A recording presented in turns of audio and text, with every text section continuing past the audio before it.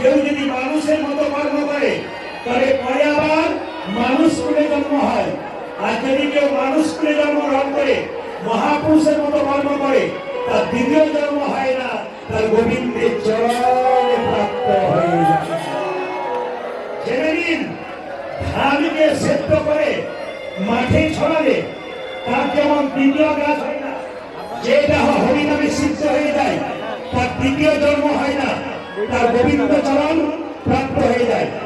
আজকে কাটলি ছড়াতে একজন মারা গেল, ধরুন তাকে আপনারা দেখতে গেলেন, আপনি দেখেই বুঝতে পারবেন উনি স্বর্গে গেলেন না নরকে গেলেন।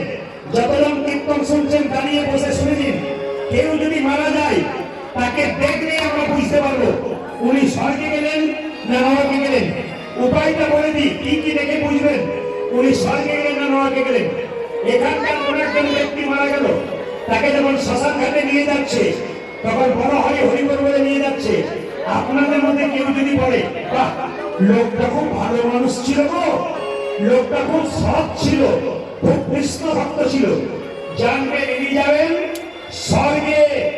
আর আপনার মৃত্যুর পর কেউ যদি বলে এই লোকটা খুব বদমাইশ ছিল, এই লোকটা খুব দুষ্ট ছিল, জানবেন ইনি যাবেন নরকে।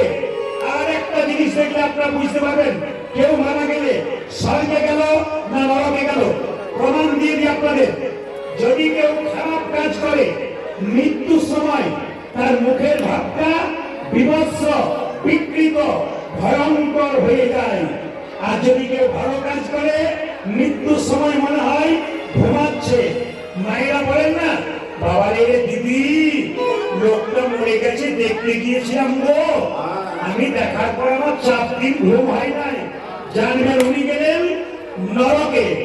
আর কারো মৃত্যুর পর কেউ যদি ঘুমাচ্ছে মনে হয়, আপনি দেখে এসে বলবেন বাবা লোকটা মরে নাই গো, যেন মনে হচ্ছে ঘুমাচ্ছে, ইনি যাবেন স্বর্গে। আপনি ভালো কাজ করুন, হরিভক্ত হয়ে যান, মৃত্যুর সময় আপনার মুখটা মনে হবে আপনি ঘুমাচ্ছেন। আপনি খারাপ কাজ করুন, আপনি অন্যায় কাজ করুন, দেখে নেবেন আপনার মৃত্যুর পর আপনার মুখটা বিভৎস, ভয়ঙ্কর হয়ে গেছে। তাই বারবার বলবো, স্বর্গে যাওয়ার জন্য একটি মাত্র পথ, ভালো কর্ম করতে হবে আপনাদের। দ্বিতীয়, শ্রীমদ্ ভাগবত গীতা কি বললো? আমাদের শরীরে 9টা ছিদ্র দিয়ে প্রাণ যায়। জেনে নিন, ছিদ্রগুলো গুনবেন, 2টো চোখ, 2টো কানের ছিদ্র, 2টো নাকের ছিদ্র, 1টা মুখের ছিদ্র। এই 9টা ছিদ্র, এই 7টা ছিদ্র দিয়ে প্রাণ গেলে আপনি স্বর্গে গেলেন। আর যা বলতে পারে কিন্তু এই 7টা ছিদ্র দিয়ে প্রাণ গেলে আপনি স্বর্গে যাবেন। আবার বলে নিন, 2টো চোখ, 2টো কানের ছিদ্র, 2টো নাকের ছিদ্র, 1টা মুখের ছিদ্র। এই 7টা ছিদ্র দিয়ে প্রাণ গেলে আপনি স্বর্গে গেলেন। নিচের দিকে 2টো ছিদ্র আছে, একটা বায়ু, একটা উপস্থ। মৃত্যুর সময় কোন মানুষ যদি পায়খানা প্রস্রাব করে দেয়, জানবেন উনি গেলেন নিম্নগামী, নরকবাসী। প্রশ্ন করবেন ভালো কাজ করব, এই দিকে প্রাণ যাবে, বুঝবেন কি করে? চোখ দিয়ে প্রাণ গেল, অনেকে মরার সময় তাকিয়ে তাকিয়ে মরে, জানবেন চোখ দিয়ে প্রাণ গেল। অনেকে মরার সময় দেখবেন হাঁ করে মরে, মুখ দিয়ে প্রাণ গেল। অনেকে মরার সময় কানগুলোর দিকে তাকাবেন, হাত দিয়ে দেখবেন কানগুলো মোটা হয়ে গেছে, ফসফস হয়ে গেছে। অনেকে নাকের ফুটো মোটা হয়ে গেছে, ফসফস হয়ে গেছে, জানবেন ওই দিক দিয়ে প্রাণ গেল।